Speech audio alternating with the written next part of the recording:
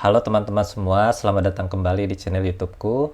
Di video kali ini kita akan melanjutkan kembali pembelajaran kita tentang bahasa pemrograman Swift. Dan kali ini kita akan membahas tentang Automatic Reference Counting atau disebut dengan ARC. ARC ini berhubungan dengan bagaimana Swift mengelola memori secara otomatis supaya aplikasi kita tetap efisien dan tidak mengalami memory leak. Lalu sebenarnya apa itu Automatic Reference Counting dan bagaimana cara kerjanya di Swift? Langsung saja kita mulai. Jadi teman-teman, Automatic Reference Counting adalah sebuah mekanisme di Swift yang digunakan untuk mengelola penggunaan memori secara otomatis. Ketika kita membuat objek atau instance dari sebuah kelas, objek tersebut akan disimpan di dalam memori. ARC ini bertugas untuk menghitung berapa banyak reference atau variabel yang sedang menggunakan objek tersebut. Jadi, selama masih ada reference yang menunjuk ke objek tersebut, maka objek akan tetap ada di memori. Namun, jika sudah tidak ada lagi reference yang menggunakan objek itu, maka objek tersebut akan dihapus dari memori secara otomatis. Sekarang coba kita lihat contoh sederhana bagaimana ARC bekerja. Pertama, kita buat sebuah kelas dengan nama person. Kita tulis kelas, kemudian nama kelasnya seperti ini. Terus di dalam kelasnya kita buat sebuah property name yang bertipe string. Kita buat pakai konstanta, terus namanya name bertipe string.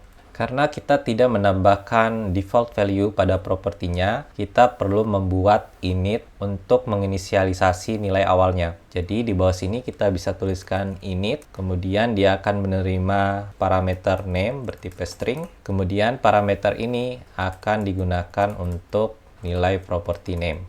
Terus di sini bisa kita print name dibuat. Terus kita buat juga deinit agar kita tahu objek yang menerapkan kelas ini sudah dihapus. Di bawah init kita tulis deinit, kemudian kita print saja text name dihapus dari memori.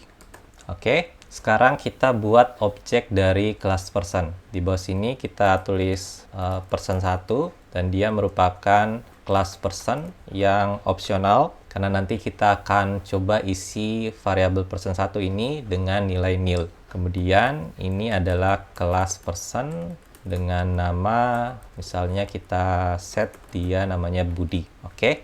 Nah, ketika kode ini dijalankan, maka objek person akan dibuat di memori dan teks Budi dibuat akan muncul. Coba kita jalankan.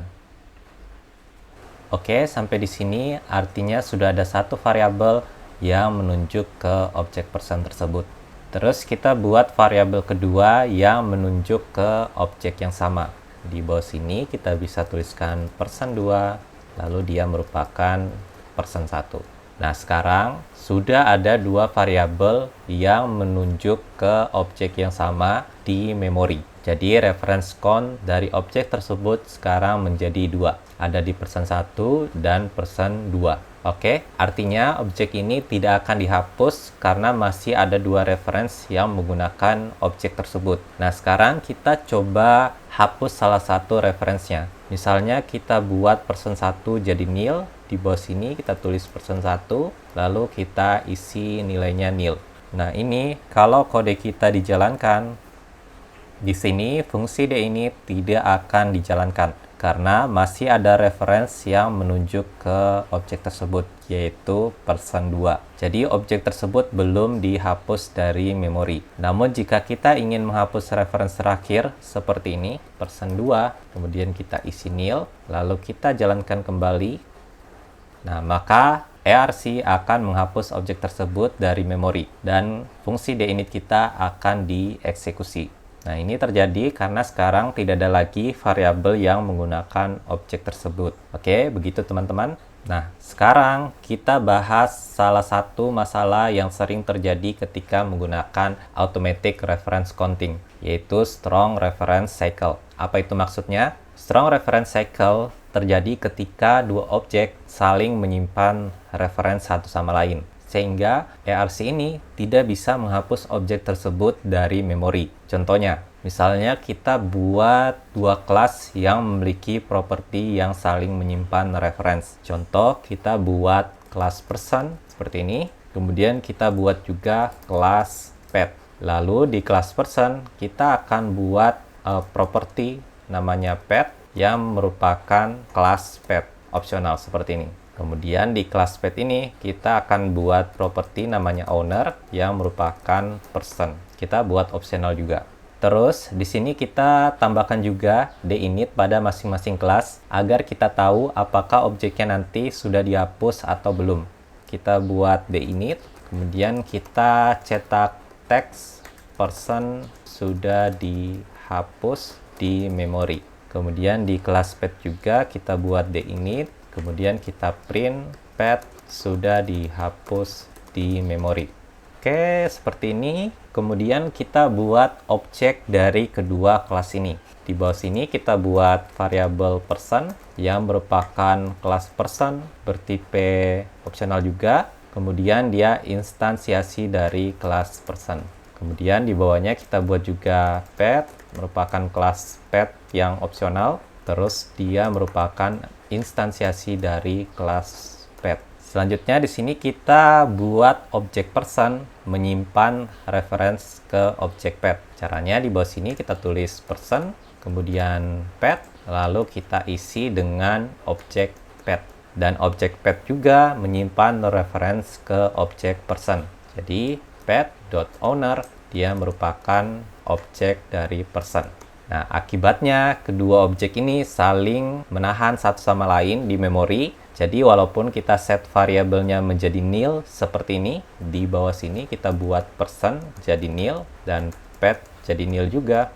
Terus kita jalankan. Nah, hasilnya fungsi dinit kita tidak akan dipanggil karena objek tersebut masih tersimpan di dalam memori. Nah, begitu teman-teman. Jadi, walaupun objek person sudah kita set menjadi nil, objek person ini masih direferensikan oleh objek pet melalui properti owner. Nah, hal yang sama juga terjadi pada objek pet karena objek pet juga masih direferensikan oleh objek person melalui properti pet. Nah, akibatnya ARC masih menghitung bahwa masih ada satu reference yang menunjuk ke objek person dan pet, sehingga objek-objek tersebut tidak akan dihapus dari memori dan akhirnya menyebabkan memory leak. Oke, ketika dua objek saling menyimpan strong reference satu sama lain, kondisi ini dikenal sebagai strong reference cycle. Untuk menghindari masalah tersebut, di bahasa Swift menyediakan yang namanya weak reference. Weak reference adalah reference yang tidak menambah reference count pada ARC. Contohnya, kita bisa ubah kode kita sebelumnya seperti ini. Di kelas pet, kita tambahkan keyword weak pada properti owner. Nah, dengan menggunakan weak, objek pet tidak lagi menahan objek person di memori. Sehingga ketika objek person dihapus, ARC akan tetap membersihkan memori dengan benar. Sekarang, coba kita jalankan kode kita. Nah, jadinya kedua objek kita sudah bisa dihapus dari memori. Terus, kenapa weak kita terapkan pada property owner? Nah, ini hanya masalah desain objek saja karena pet itu bisa saja tidak memiliki owner. Sedangkan owner biasanya yang memiliki atau menyimpan pet. Jadi secara logika, hubungan objek lebih masuk akal jika pet hanya menyimpan referensi lemah ke owner. Dan perlu diingat, cukup satu sisi saja yang menggunakan weak untuk memutus strong reference cycle. Jadi ARC bisa menghapus objek dari memori dengan normal. Selain weak, Swift juga menyediakan yang namanya unknown reference. Unknown reference hampir mirip dengan weak reference karena keduanya tidak menambah reference count. Namun ada satu perbedaan penting, yaitu jika weak selalu bersifat opsional, maka unknown ini tidak opsional. Contohnya kita ubah kelas person kita jadi seperti ini. Misalnya di kelas person kita tambahkan satu properti name bertipe string. Kemudian karena ada satu properti yang diwajibkan punya nilai default, kita perlu buat initnya. Init terus dia menerima parameter name bertipe string, kemudian kita assign nilai property name dari parameter name. Kemudian di sini dinitnya kita tambahkan person, kita panggil property name-nya. Terus untuk kelas pet-nya kita ubah juga jadi di sini kita tambahkan juga property name Kemudian di sini kita perlu buat init, lalu name, kemudian tipenya string, dan kita assign property name berdasarkan parameter name. Kemudian di printnya kita tambahkan juga property name. Terus kalau kita mau menerapkan anon, kita ganti property owner sekarang menggunakan anon. Nah, ingat kalau anon berarti dia tidak boleh opsional. Nah, jadinya sekarang kalau dia tidak opsional, kita perlu buat di initnya parameter untuk menerima owner juga. Kemudian kita assign owner berdasarkan parameter tersebut. Nah, di sini pet memiliki owner yang menggunakan anon. Artinya bahwa objek owner akan selalu ada selama objek pet masih ada. Sekarang kita coba buat kembali objek kita. Di sini bisa kita hapus dulu. Kemudian kita buat variabel person, merupakan kelas person bersifat opsional. Kemudian kita panggil kelas person, namanya kali ini kita samakan Budi. Kemudian di bawahnya kita buat juga pet, merupakan kelas pet, lalu kita panggil kelas petnya, misalnya nama petnya Miau, kemudian ownernya ini merupakan person. Oke, karena di inisialisasi pet itu parameter owner harus tidak opsional, kita perlu menambahkan tanda seru seperti ini buat memastikan objek person itu tidak akan nil. Terus coba kita print nama owner dari pet. Caranya kita tulis di bawah sini print, kemudian pet, lalu kita panggil owner, kemudian kita panggil property name-nya. Terus kita jalankan. Nah, hasilnya string Budi yang opsional. Namun kita harus hati-hati jika objek person sudah dihapus dari memori, lalu kita mencoba mengakses owner, maka kode kita akan mengalami crash. Contoh, di sini kita tambahkan person, kemudian kita set nilai personnya jadi nilai nil. Terus coba kita running kembali codingan kita. Nah, maka yang terjadi, kode kita akan mengalami crash. Nah, begitu teman-teman. Jadi kita harus hati-hati kalau menggunakan anon.